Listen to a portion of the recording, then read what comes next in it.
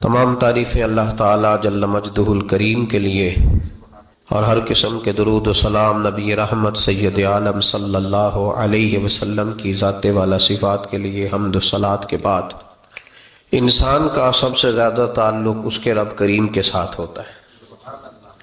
اللہ تبارک و تعالیٰ کی طرف سے اسے نعمتیں ملتی ہیں، رب کریم کی طرف سے اس پر عطائیں ہوتی ہیں۔ اللہ کی طرف سے وہ آیا ہے اور واپس اللہ ہی کی طرف لوٹ جائے گا۔ استغفار ویسے اس کا لغوی معنی تو ڈھانپنا ہوتا ہے، یہ غفر سے بنا ہے، لیکن اس کے اصطلاحی معنی یہ ہے کہ جو گناہ انسان سے ماضی میں ہو جائے ان سے معافی چاہنے کا نام استغفار ہے۔ کچھ لوگ توبہ اور استغفار کا لفظ اکٹھا بولتے ہیں، لیکن توبہ کا معنی ہوتا ہے آئندہ گناہ نہ کرنے کا وعدہ کرنا، اور استغفار کا معنی ہوتا ہے پچھلے گناہوں سے اللہ کے حضور معافی مانگنا۔ اگرچہ مفہوم کے لحاظ سے یہ ہم معنی ہی بنتے ہیں، لیکن ان کا جو اصطلاحی مفہوم ہے وہ یہ ہے کہ جب آپ پچھلے گناہوں سے معافی مانگ رہے ہوتے ہیں تو اس کو استغفار کہتے ہیں۔ اللہ تعالیٰ نے اس استغفار کو بڑا پسند فرمایا، بڑا پسند فرمایا، اور یہ استغفار کے جملے مالی کو اتنے پسند آئے کہ اللہ نے نبی پاک علیہ السلام کو بھی حکم دیا، کہا محبوب آپ بھی میری بارگاہ میں استغفار کریں۔ اگرچہ حضور کا استغفار اس معنی میں نہیں ہے، بلکہ نبی پاک کا استغفار تو بلندی درجات کا معاملہ ہے۔ چونکہ استغفار خود ایک عبادت ہے تو یہ عبادت کرنے کا اللہ نے اپنے محبوب کو بھی ارشاد فرمایا۔ جب فتح مکہ ہوئی تو فرمایا اذا جاء نصر اللہ والفتح، جب اللہ کی مدد آئی تو پھر فتح نصیب ہوئی، وَرَأَيْتَ النَّاسَ يَدْخُلُونَ فِي دِينِ اللَّهِ أَفْوَاجًا، تو پھر آپ دیکھیں گے لوگوں کو، لوگ فوجوں کی فوجیں دین میں داخل ہو رہے۔ لوگ پہلے ایک ایک دو دو کر کے آیا کرتے تھے، تو اب فوجوں کی فوجیں آ رہی ہیں، تو یا اللہ ہم کیا کریں؟ تو رب کریم نے فرمایا محبوب فَسَبِّحْ بِحَمْدِ رَبِّكَ وَاسْتَغْفِرْ، اپنے رب کے لیے حمد کرو، تسبیح پڑھو اور استغفار کرو۔ کیا کرو؟ استغفار، معافی مانگو، اس کے حضور آہذاری کرو، استغفار کرو۔ معنی یہ ہوا کہ جب تو غلطی ہو جائے پھر بھی استغفار کرو، جب اللہ زیادہ نعمتیں دے پھر بھی استغفار کرو۔ ہمارے ہاں یہ ہوتا ہے کہ جب تو کوئی نقصان ہوتا ہے تو وہ اللہ کی طرف سے ہوتا ہے، نقصان ہو جائے تو کہتے ہیں اللہ کی مرضی تھی، اور فائدہ ہو جائے تو کہتے ہیں میں نے محنت ہی بڑی کی تھی، میری جدوجہد بڑی تھی۔ ایک بچہ ایک دفعہ میرے پاس کہیں انٹرویو کے لیے جا رہا تھا تو دعا کرانے آیا، کہنے لگا میں نے وہاں جانا ہے، دعا کیجئے گا اللہ تعالیٰ کامیابی دے۔ میں نے دعا کی، کچھ اس کو پڑھنے کو بتایا، لیکن کامیاب نہ ہو سکا، لوٹ آیا۔ تو میں نے پوچھا کہ کیا بنا؟ کہنے لگا حضرت صاحب بس اللہ کی مرضی تھی، اللہ کی مرضی تھی۔ پھر ایک دفعہ گیا تو اللہ کی مرضی تھی، تیسری دفعہ گیا کامیاب ہو گیا۔ تو بھئی اب کیا بنا؟ کہنے لگا جی جب میں داخل ہوا تو اس نے جاتے ہی مجھ سے پوچھا سب سے پہلا سوال یہ کہ تمہیں جنرل نالج کی بھی کچھ معلومات ہے یا شعبے کے آدمی ہو؟ تو میں نے کہا جناب پوچھیے۔ تو انہوں نے پاکستان کا حدود اربہ پوچھا تو میں نے فٹافٹ بتا دیا۔ پھر انہوں نے مجھ سے پوچھا کہ یہ جو مینار پاکستان ہے اس کی تجویز کس شخص نے دی تھی؟ تو میں نے فٹافٹ اس کا بھی نام بتا دیا۔ پھر شارٹ ہینڈ کے ایک دو سوالات اس نے کیے تو وہ بھی میں نے بتا دیے، تو الحمدللہ کامیاب ہو گیا۔ میں نے کہا بیٹے جب تو ناکام ہوا تھا تو اللہ کی مرضی تھی، اور کامیاب ہوا ہے تو میں لگا دیے، اب اللہ کی مرضی کدھر گئی؟ یہ اتنا بڑا نقص ہے انسانی فطرت کا، اتنی بڑی کمزوری ہے کہ معاذ اللہ تعالی ہم کمزوریاں قدرت کے کھاتے میں ڈال دیتے، اور ناکامیاں قدرت کے کھاتے میں، اور کامیابیاں کیا تماشا۔ حالانکہ ہونا یہ چاہیے تھا کہ جہاں انسان کمزور پڑے تو کہے میری غلطی تھی، میری غلطی تھی۔ صوفیاء یہ سبق دیتے ہیں، اللہ کے بندے یہ پیغام دیتے ہیں کہ جب تو کہیں ناکام ہو جائے تو سمجھ جائے تیری، اور جب تو کامیاب ہو جائے تو سمجھ رہے اللہ راضی ہو گیا تھا، اللہ نے رحمت کر دی، اس نے فضل کیا۔ تو یاد رکھیں استغفار کئی چیزوں پہ استغفار ہوتا ہے، کئی چیزوں پہ، اور استغفار کا نفع ملتا ہے۔ کیا نفع ملتا ہے؟ وہ سورہ نوح کی آیت نمبر 10، 11 اور 12 میں اللہ نے بیان فرمایا کہ استغفار صرف گناہ سے معافی چاہنے کا نام نہیں، بلکہ استغفار کا تمہیں فائدہ ملے گا۔ کیا؟ رب فرماتے ہیں فَقُلْ تُسْتَغْفِرُوا رَبَّكُمْ، جب حضرت نوح کی قوم قحط کا شکار ہو گئی، آزمائشیں آ گئیں، تو آ کے حضرت نوح سے کہنے لگے اب ہم کیا کریں؟ تو کیا کہا حضرت نوح نے؟ فرمایا فَقُلْ تُسْتَغْفِرُوا رَبَّكُمْ، آپ نے فرمایا اپنے رب سے استغفار کرو، اپنے رب سے۔ انہوں نے قحط کی بات کی، انہوں نے کہا کہ کھیتیاں اجڑ گئی ہیں، بارش نہیں ہو رہی، قحط کی بات کی۔ آپ نے کیا کہا؟ استغفار کرو، کیوں کہ انہو کان غفارا، بے شک اللہ بڑا ہی بخشنے والا ہے۔ وہ کیا کرے گا؟ یرسل السماء علیکم مدرارا، وہ تم پر موسلا دار بارش برسائے گا۔ جب تم استغفار کرو گے تو اللہ موسلا دار بارش برسائے گا، وَيُمْدِدْكُمْ، اور وہ تمہاری مدد کرے گا۔ استغفار کرنے والے کی اللہ کیسے مدد کرے گا؟ بِأَمْوَالٍ وَبَنِينَ، تمہیں مال بھی عطا کرے گا اور بیٹے بھی عطا کرے گا، بارش بھی دے گا استغفار کرنے والے کو، اور مال اور اولاد سے اس کی مدد بھی کرے گا۔ وَيَجْعَلْ لَكُمْ جَنَّةٍ وَيَجْعَلْ لَكُمْ أَنْهَارًا، اللہ تمہیں جنت بھی عطا کرے گا اور تمہیں نہریں بھی عطا فرمائے گا، تمہارے لیے جنت بھی بنائے گا، انہار بھی بنائے گا۔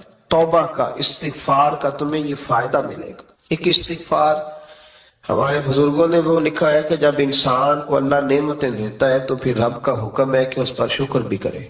نعمتوں پر اللہ کا شکریہ نہ کرنے پر بھی استغفار کرنا چاہیے کہ اللہ تو نے بڑا کچھ دیا تھا پر میں شکر ادا اس پر بھی۔ ہمارا تو اب یہ حال ہے کہ جو ہمارے پاس چیزیں ہیں وہ ہم کہتے ہیں یہ تو میرا حق تھا، لیکن جو نہیں وہ مجھے فٹافٹ ملنی چاہیے۔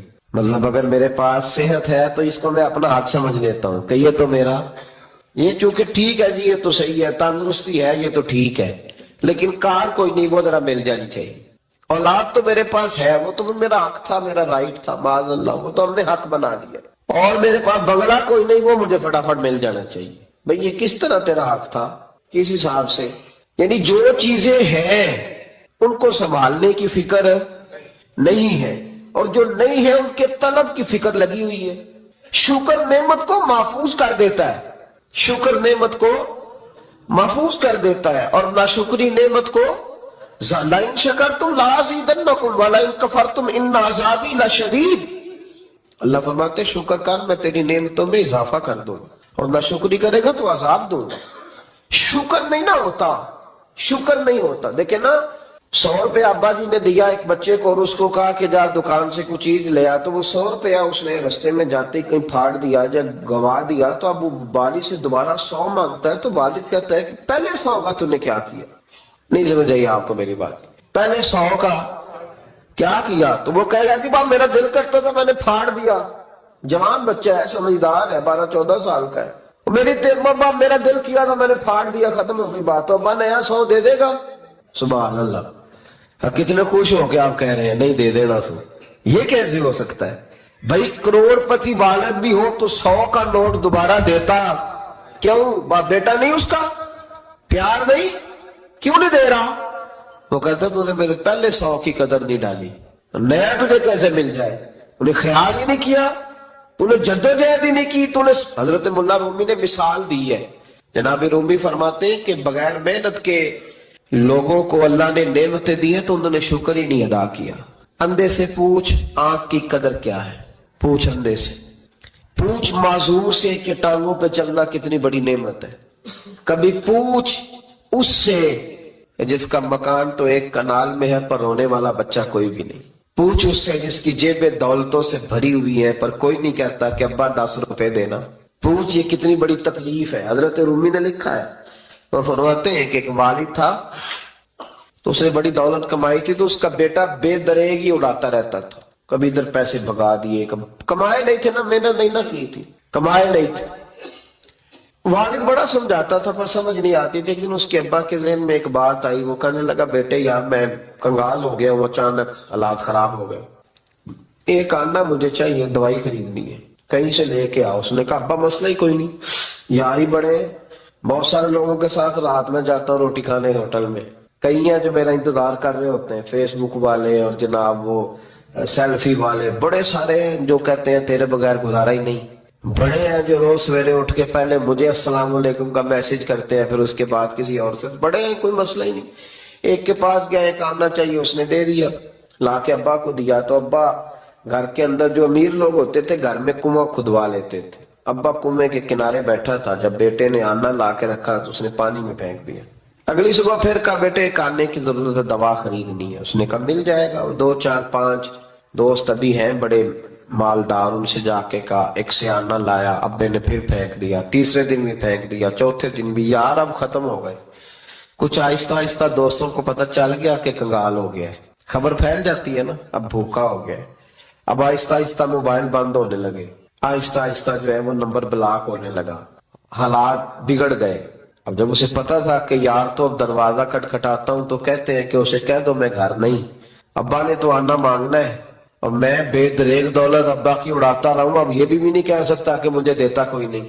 شہر سے باہر نکل گیا، سارا دن مزدوری کی، جد و جہد کی، کبھی کام کیا نہیں تھا، ہاتھوں پہ چھالے پڑ گئے۔ بڑا مشکل ہوتا ہے جن لوگوں نے کام نہ کیا ہو انہیں کرنا پڑ جائے تو، تکلیف کا شکار ہو کے ایک آنا کمایا، شام کو لا کے والد کی ہتھیلی پہ رکھا تو اس نے پھینکا نا جب کنویں میں تو چیخ پڑا، کہنے لگا ابا جی آپ سیانے بیانے بندے ہیں، روز پیسے لا کے دیتا ہوں، کنویں میں پھینک دیتے ہو، کوئی کرنے والی بات کرو، نہیں دوائی کھانی تو نہ کھاؤ، ضائع کیوں کرتے؟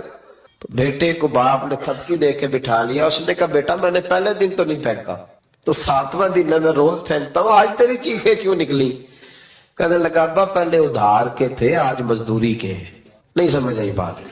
پہلے بولیے، اور آج میری محنت ہے، مزدوری ہے، جد و جہد ہے۔ تو والد کہنے لگا بیٹے یہی میں تجھے سمجھانا چاہتا تھا، وہ میرے بھی محنت کے ہیں جو تجھ روز یاروں کو کھلاتا ہے، میں نے بڑی جد و جہد سے جمع کی ہے، میں کنگال نہیں ہوا، صرف تجھے سمجھانا تھا۔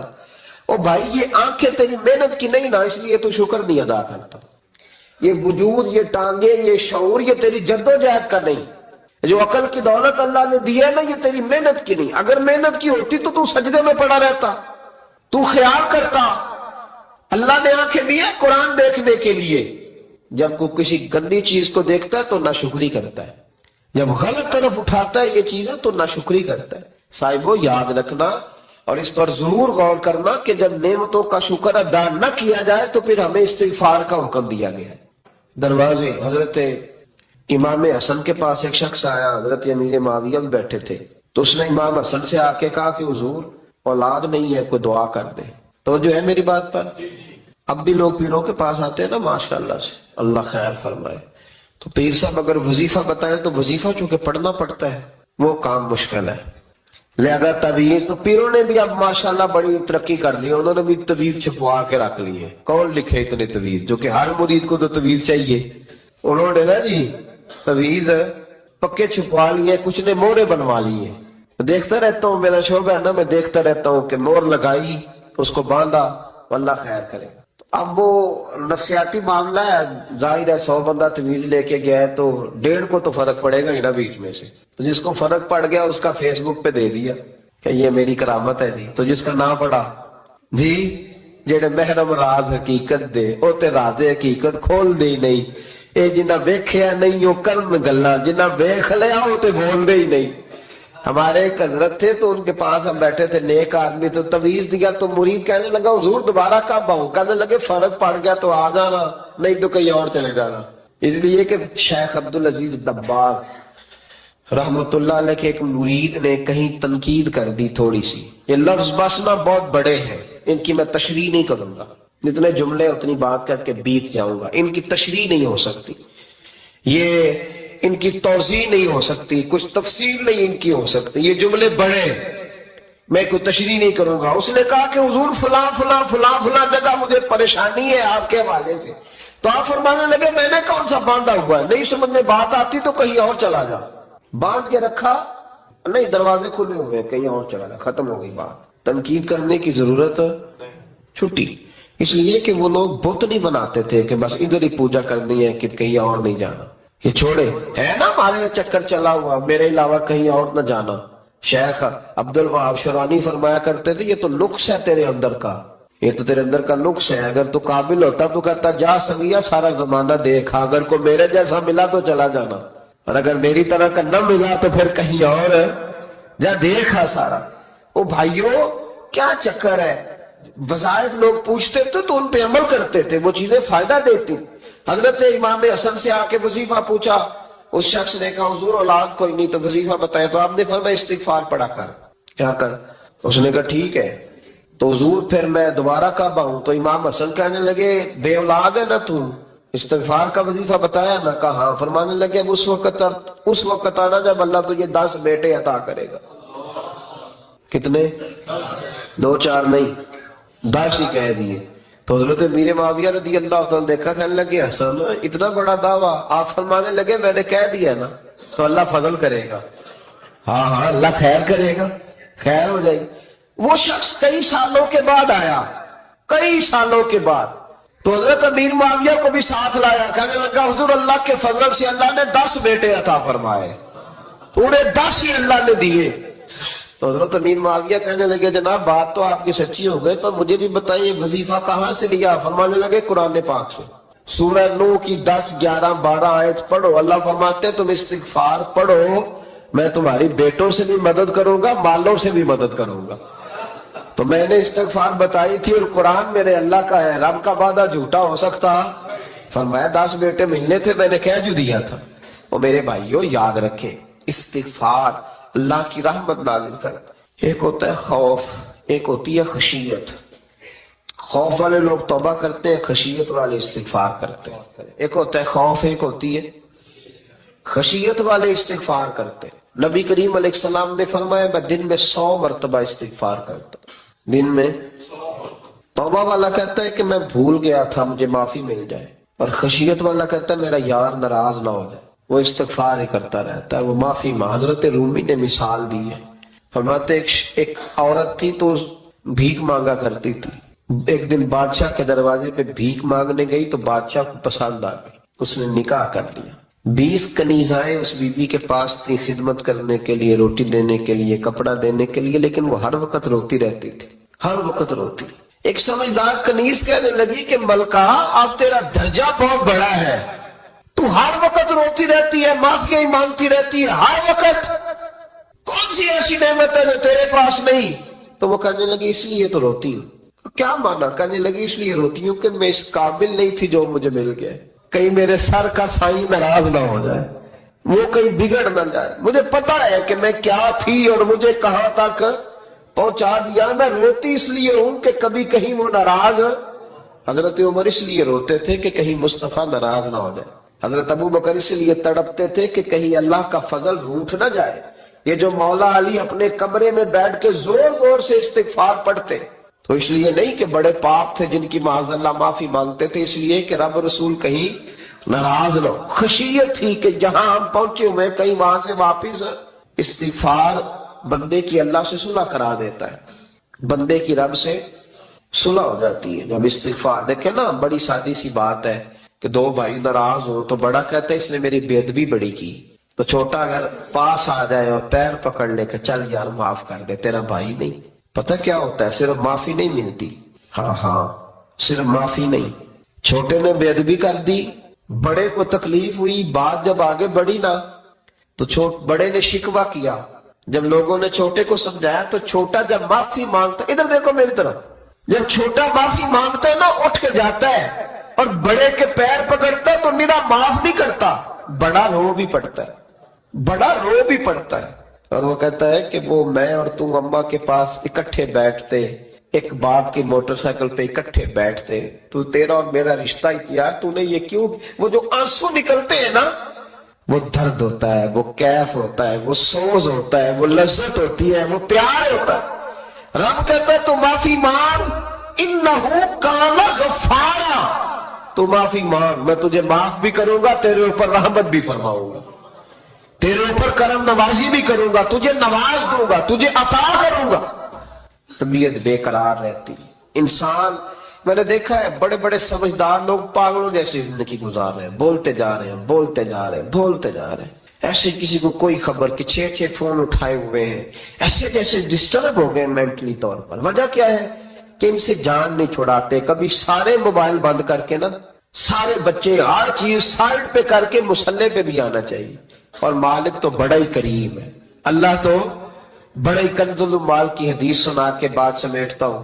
نبی پاک صلی اللہ تعالی وسلم فرماتے ایک شخص تھا بنی اسرائیل میں، بڑا مالدار تھا تو پھر اس پہ غربت آ گئی. جب غربت آئی تو رو پڑا, کہنے لگا اے اللہ میں غریب ہو گیا ہوں, میری مدد فرما, میں نے بڑی نافرمانی کی ہے تیری. مالدار جب تھا تو بڑی موج کو, یا اللہ میں نے بڑی اب نہیں کروں گا, مجھے اس غربت سے نکال. تو اللہ نے فرشتوں سے کہا کہ دے دو جو مانگتا ہے. تو فرشتے کہنے لگے یا اللہ یہ توبہ کر کے نہیں آیا, ڈر کے نہیں آیا, یہ تو الجھ گیا تب آیا ہے.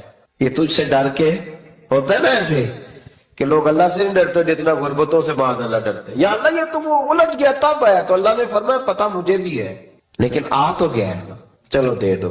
تو کہا یا اللہ اگر دے دیا تو دوبارہ نہیں آئے گا. فرمایا اس کا بھی مجھے پتا ہے, تم دے دو. اسے دے دیا. جب دولت مل گئی نا تو کہنے لگا اوہو وہ تو میں نے اس طریقہ سے استعمال کیا اس لیے کامیاب ہو گیا. پھر کچھ وقت گزرا تو پھر الجھ گیا, پھر قرضے چڑھ گئے, پھر سارے علاج کر. کہنے لگا یا اللہ اب نہیں کرتا, اب معاف کر دے.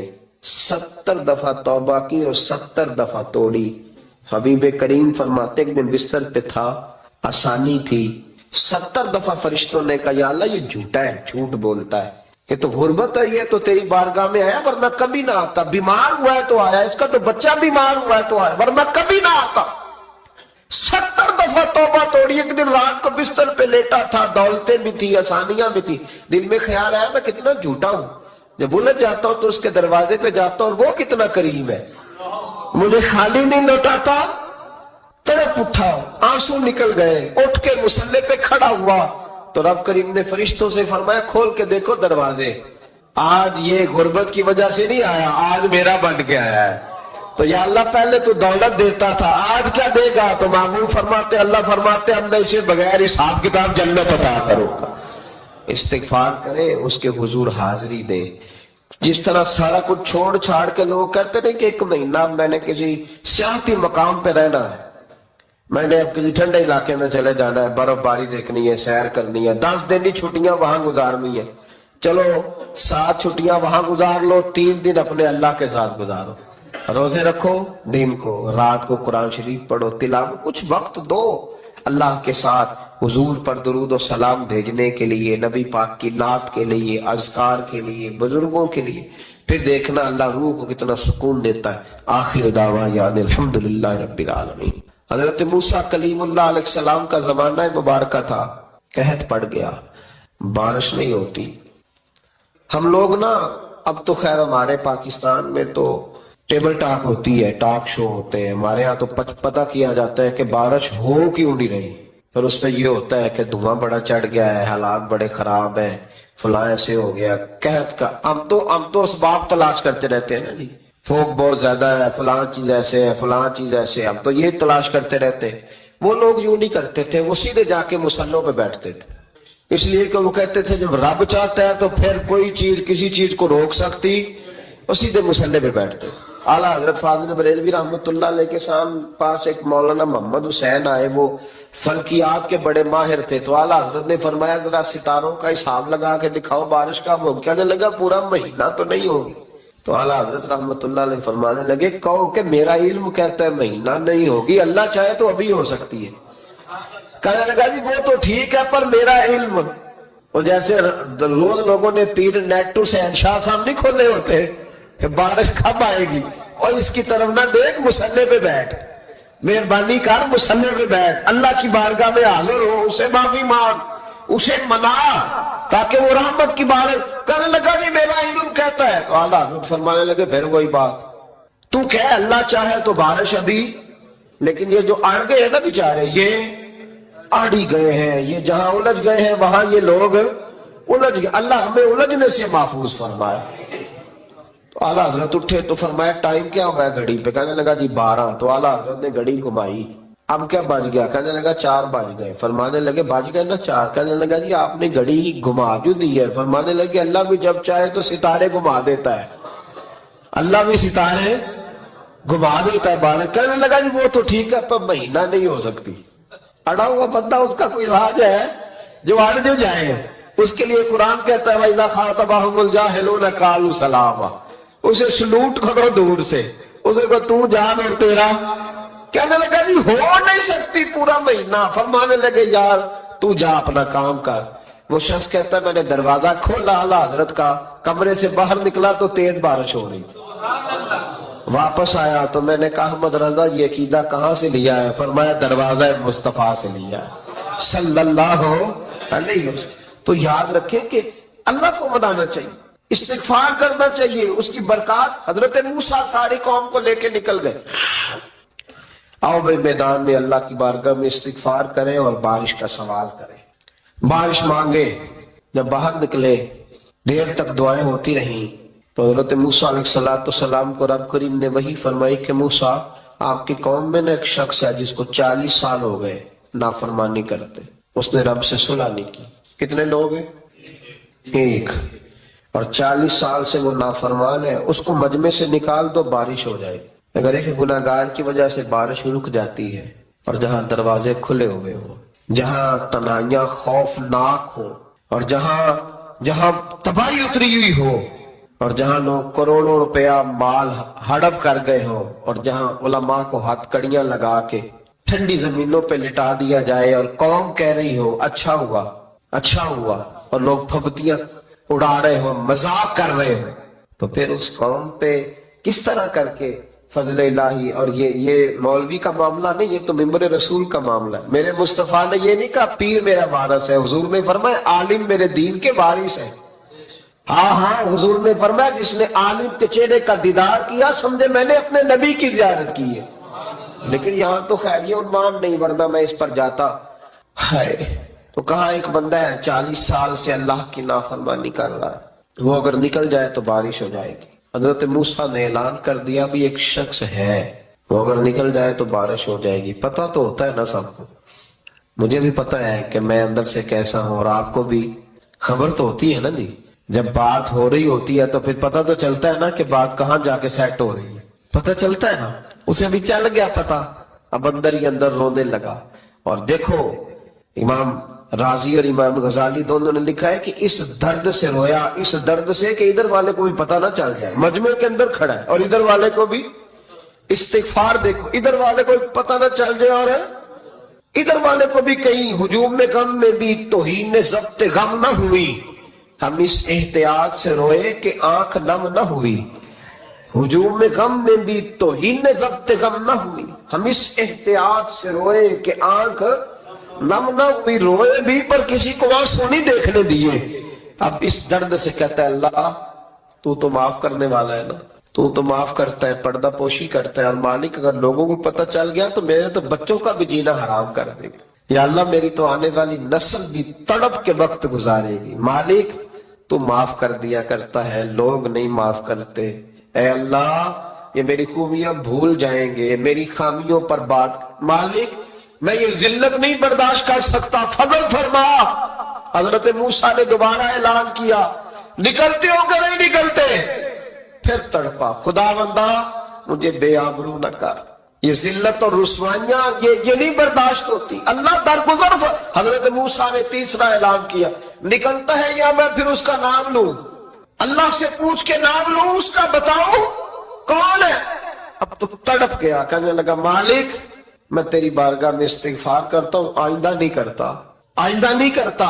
یہ لفظ ادا کیے، بندہ کوئی بھی نہیں نکلا، رب کریم نے بارش عطا کر دی، تیز بارش، جب برسی نا تیز بارش، لوگ تو می دیکھ کے دوڑ گئے۔ تو حضرت موسیٰ کہنے لگا یا اللہ مجھے بھی تو بتا، تو نے کہا تھا کہ جب تک بندہ نہیں نکلتا بارش نہیں ہوگی، تو نکلا کوئی بھی نہیں، بارش ہو گئی، ماجرا کیا ہے؟ تو رب کریم نے فرمایا موسیٰ بس اس نے مجھ سے صلح کر لی، اس نے مجھ سے صلح کر لی۔ اور امام غزالی نے لفظ لکھے حضرت موسیٰ نے پوچھا، حالانکہ اللہ اپنے نبیوں کو غیب کے خزانے دیتا ہے، پوچھا کہ اے اللہ مجھے اس کا نام بتا دے، تو رب کریم نے فرمایا موسیٰ جب گناہگار تھا تب نہیں کسی کو بتایا، جب پاپی تھا تب نہیں بتایا، جب مجرم تھا تب نہیں بتایا، اب کیسے بتا دوں؟ فرمایا اس کی میری صلح ہو گئی ہے، اور فرمایا جو بارش نہیں نہ ہو رہی تھی وہ بھی اس کی وجہ سے نہیں ہو رہی تھی، اب جو ہوئی ہے نا تو یہ بھی اسی کی وجہ سے ہوئی ہے، یہ بارش اب جو ہوئی ہے تو یہ بھی یہ اس گناہگار کے سبب سے۔ اپنی راتیں اللہ کے ساتھ گزارے، مصلی پہ بیٹھے۔ میرے صاحب رحمۃ اللہ علیہ سے جب کو کہتا نا کہ بڑا پریشان ہوں تو کچھ بتائیں، تو فرماتے آج رات مصلی پہ بیٹھ کے اپنے رب سے بات کرنا، میں بھی بات کروں۔ بندوں کو دکھ بتانے سے عزت میں کمی آتی، اور اگر اللہ کو بندہ اپنے دکھ بتائے تو اللہ عزتیں بڑھا دیتا ہے۔ ترمذی شریف کی حدیث ہے، نبی پاک علیہ السلام نے فرمایا اگر تو دنیا داروں کو دکھ بتائے گا تو اللہ تجھے غنی نہیں کرے گا، اور اگر تو اپنے رب کو بتائے گا تو اللہ بڑی جلدی تجھے دنیا سے بے نیاز کر دے، تجھے لوگوں کی ضرورت نہیں رہے گی۔ استغفار کریں، کثرت سے کریں، ذوق سے کریں، مصلی آباد رکھیں، ہر شے دیکھو نا، جس طرح کھانے کی میز آباد رہتی ہے، بستر آباد رہتا ہے، ہمارے دیگر معاملات، اگر مصلی نہ آباد رہے تو روح بے چین رہتی ہے۔ پھر کیا کرنا ہے ہم نے؟ استغفار کہ یا اللہ ہم تیری نعمتوں کا شکر ادا نہیں کر سکے تو ہمیں معاف فرما دے، تو ہم سے درگزر فرما، معاف فرما۔ ایک استغفار اس بات کا ہے کہ دیکھیں نا، یہ رسول پاک علیہ السلام کا فرمان ہے، یہ حدیث امام راضی نے لکھی ہے۔ نبی پاک کی فرمان کے لحاظ سے جو چیز ہمارے سامنے ہے نا، اس پر ہماری آنکھیں بھی کھل جانی چاہیے، دل بھی کھل جانا چاہیے، کہ کوئی خاص ہی بات تھی جو حضور نے بیان فرمائی صلی اللہ علیہ وسلم۔ سرکار دو عالم علیہ السلام نے فرمایا ایک آدمی نے 500 سال بغیر ریاکاری کے اللہ کی عبادت کی۔ کتنے سال؟ 5 سال نہیں ہوتی بغیر ریاکاری کی۔ تہجد پڑھنے والا جب تک 6 لوگوں کو بتا نہ دے تہجد پڑھی ہے، اتنی دیر تو تہجد آگے بڑھتی نہیں، کم از کم 6 بندوں کو پتا ہونا چاہیے۔ اور میرے جیسے حاجی نمازیوں کا تو دل کرتا ہے کہ وظیفے پہ بندہ رکھا جائے جو تعریفیں کرے صبح و شام، حاج صاحب کی کیا بات ہے، حضرت صاحب کی وظیفہ دیں گے اس کو مہینے کا، وہ تعریف کرے کھول کے کہ آپ کی بڑی بات۔ یہ مرض ہے، تعریف سننا نا یہ بیماری ہے، اس نے جھوٹ کو جنم دیا ہے، بہت بڑا مرض ہے۔ حضرت سعدی نے اس پر بہت بڑے مقالہ جات لکھے اور فرماتے ہیں یہ مرض کچھ لوگوں میں بہت زیادہ ہوتا ہے۔ ایک امیروں میں، امیر لوگ ناراض نہ ہو جائیں پر انہوں نے کہا ہے تو کوئی حکمت ہوگی نا، امیروں میں تعریف سننے کا مرض بہت زیادہ ہوتا ہے۔ فرماتے ہیں ایک بادشاہوں میں اور تیسرا عورتوں میں، ان میں یہ بیماری بہت زیادہ ہوتی ہے۔ کوئی تعریف نہ کرے تو خود اپنی کرنی شروع کر دیتے ہیں، خود ہی کہہ دیتے ہیں کہ کیا بات سی، میرے ابا جی تے وہ تے 100 ہل چلدا سی تے 150 بندہ ٹکر کر، ابا جی دی چھڈ تو دس تیرے کنے چل دے، تیرے کو کنے بندے روٹی کھاتے، اپنی بات کرنا۔ اقبال کہتے تھے تو وہ آباد تمہارے ہی مگر تم کیا ہو، ہاتھ پہ ہاتھ درے منتظر فردا، ابا جی کی دادا جی کے چھوڑ اپنی کر، ہمیں تو تیرا پتہ ہے تو اپنی بات کر، تیرے اندر بھی کوئی چیز ہے کہ نہیں؟ ابا دادا تو سب کے بڑے، حضرت آدم کی اولاد ہے تو حضرت آدم نبی تھے، تو باپ دادا تو سب کے بڑے بڑے ہی ہیں، بات یہ ہے کہ اپنی بات کرنی چاہیے نا۔ تو یہ بیماری ہے، یہ نقص ہے۔ 500 سال بغیر ریاکاری کی عبادت، اور بیان میرے نبی کریم علیہ السلام فرما رہے 5، بولیے، یہ بہت بڑا مسئلہ ہے، دکھاوا نہ ہو، ریاکاری نہ ہو۔ ہم مجالس میں جاتے ہیں نا جناب، محافل میں، تو لسٹ ملتی ہے، یہ چوہدری صاحب نے صدارت ہے، انہوں نے خصوصی تعاون کیا ہے، تو یہ فلانے صاحب ہے تو ان کا بھی نام لینا ہے۔ تو میں کبھی کبھی کہہ دیتا ہوں کہ یار آپ نے تو کہا تھا یہ نبی پاک کی تعریف کی محفل ہے، اور یہ آپ نے لسٹ لگا دی ہے پوری تعریف کرنے والوں کی۔ کچھ ضروری ہے کسی کا نام لینا اور اس کا جناب ذکر کرنا اور اشتہار پہ اس کی فوٹو آنا، یہ کچھ ضروری ہے؟ ویسے بھی کوئی اچھا لگتا ہے کہ نبی پاک کے نام کی محفل اور میں صدارت کر رہا ہوں؟ ڈرنا چاہیے نا مجھے اللہ تعالیٰ، حضور کی محفل اور میری صدارت، اس پر کبھی غور کریں۔ اگر کوئی راہ طریقت کا مسافر ہوگا تو تڑپ جائے گا کہ نبی پاک کے نام کی محفل اور سرپرستی ایک ایسے آدمی کی جس کو وضو تک نہیں کرنا آتا، مانا دار وہ دھندا ہے معاذ اللہ تعالیٰ، جس کا جو دل کرے وہ کرتا جائے۔ 500 سال بغیر ریاکاری کی عبادت کی، 5 بڑا مشکل ہوتا ہے۔ حضور فرماتے ہیں یہی بندہ جب اللہ کے حضور کھڑا کیا جائے گا تو رب کریم اس سے کہے گا کہ چلو اس کو میرے فضل سے جنت میں لے جاؤ، تو عرض کرے گا مالک فضل تو ٹھیک ہے پر 500 سال لگائے میں نے، 5۔ وہ مولوی صاحب میری طرح کے بیچارے جو امام مسجد ہوتے ہیں نا، تو وہ بھی کہتے ہیں جب میں آیا تھا تو 30 بچے تھے مسجد میں، اب 80 ہو گئے۔ اور بھائی یہ بندوں کو بتانے کی کیا ضرورت ہے، یہ تو اللہ کی رضا کے لیے ہے نا، تو چھوڑ اس میں اتنا تذکرہ کرنے کی کیا حاجت۔ 500 سال اس نے لگائے، بول پڑا یا اللہ 500 سال لگائے اور تو کہتا ہے کہ اس کو میرے فضل سے لے جاؤ۔ تو رب کریم نے فرمایا چلو کوئی نہیں، پھر انصاف کر لیتے ہیں، الٹی آنکھ کی روشنی نکال کے ترازو کے ایک پلڑے میں رکھو اور 500 سال کی بغیر ریاکاری کی عبادت دوسرے پلڑے میں رکھو. کبھی اس مریض سے پوچھنا جس کو ڈاکٹر کہہ دیتا ہے کہ تیری آنکھ کا علاج نہیں ہو سکتا. بے بس ہوتے ہیں ڈاکٹر, جواب دے جاتا ہے شعور. پوچھ کبھی اس شخص سے کو کہتے ہیں بس نا, اب آپ اپنی آنکھیں موجود ہونے کے باوجود آپ دیکھ نہیں سکتے, اتنی موٹی آنکھ لگی ہوئی ہے, لیکن روشنی اللہ چاہے تو دیتا ہے, نہ چاہے تو نہیں دیتا. 5 ایک آنکھ کی روشنی ایک پلڑے میں رکھ لو اور دوسرے میں 500 سال کی عبادت رکھ دی. اللہ اکبر. تو رب کریم نے فرمایا اب تولو. جب تولی تو وہ عبادت تھوڑی تھی اور ایک نعمت زیادہ تھی.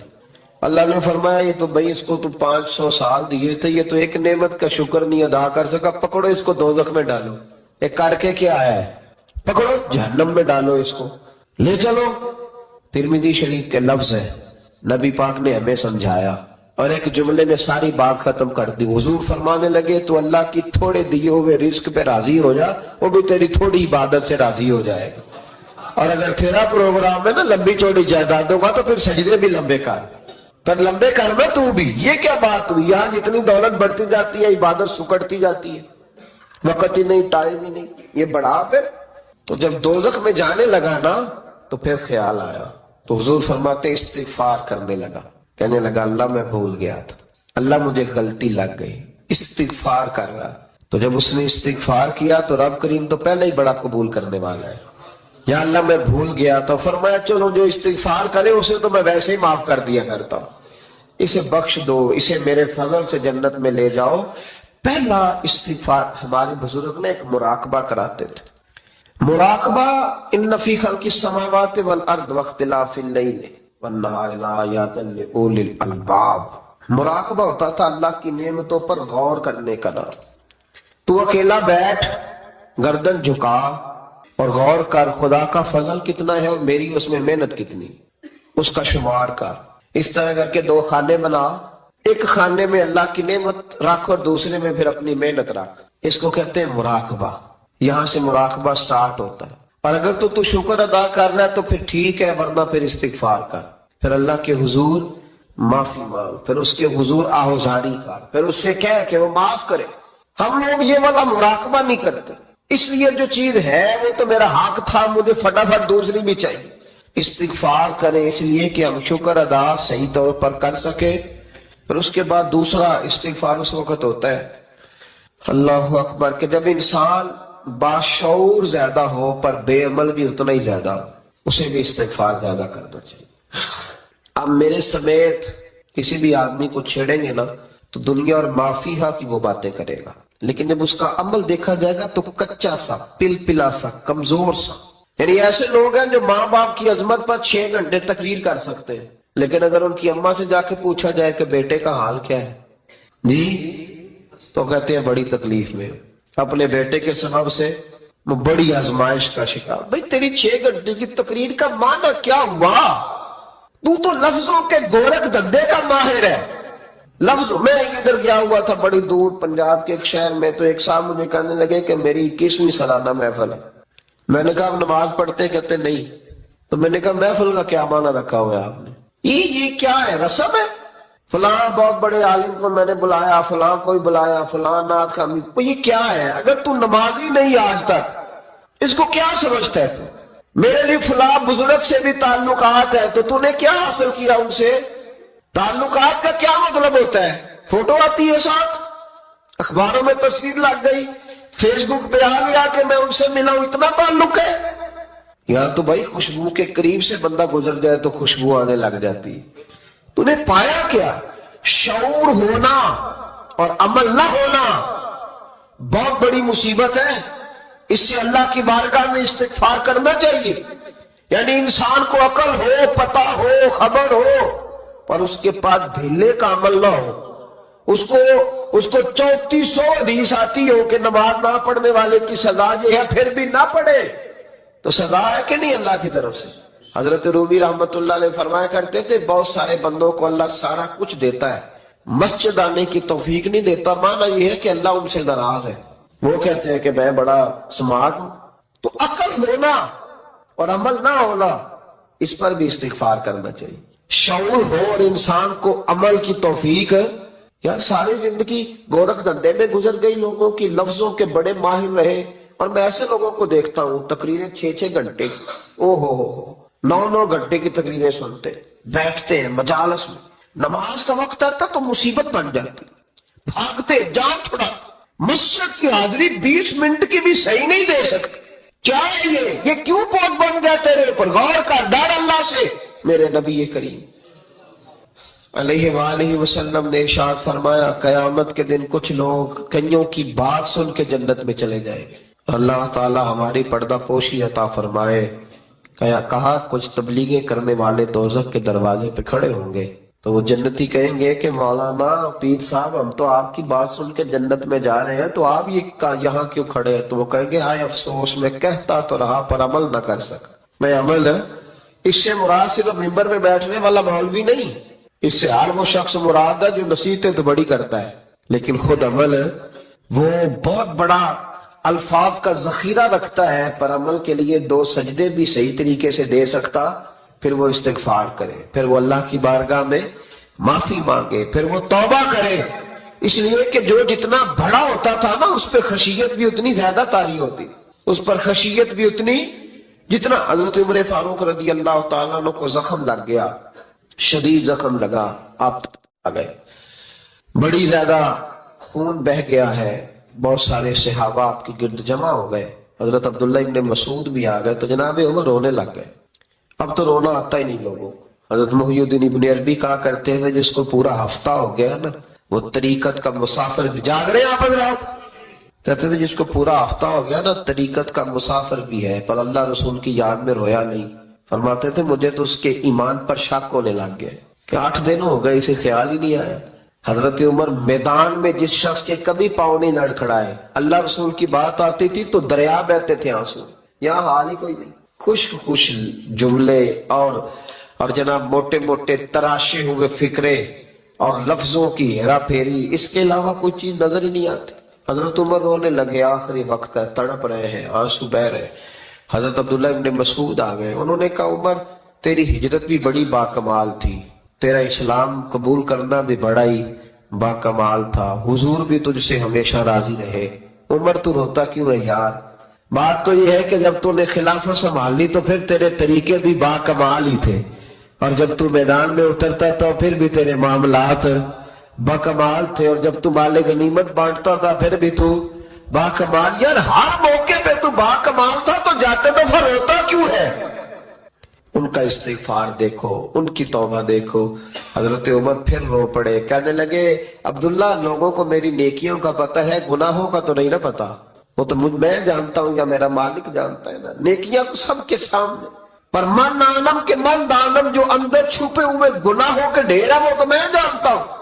क्या तूने मेरे कलमा पढ़ने से लेकर मेरी हुकूमत तक मेरी सारी नेकियां गिनवाई है, अब दुआ कर मेरे लिए। कह रहा मेरी नेकियां और बदियां बराबर बराबर कर दे, मुझे दर्जा नहीं चाहिए, बस अल्लाह मुझे माफ कर दे। दर्जों की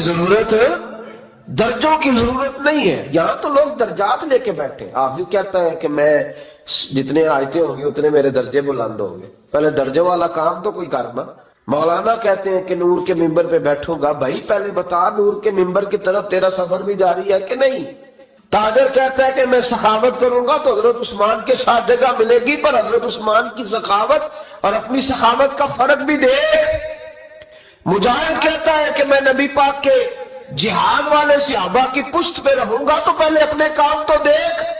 और जब सारी बातें समझ में ना आए तो फिर अल्लाह की बारगाह में इस्तिगफार कर, फिर बैठ।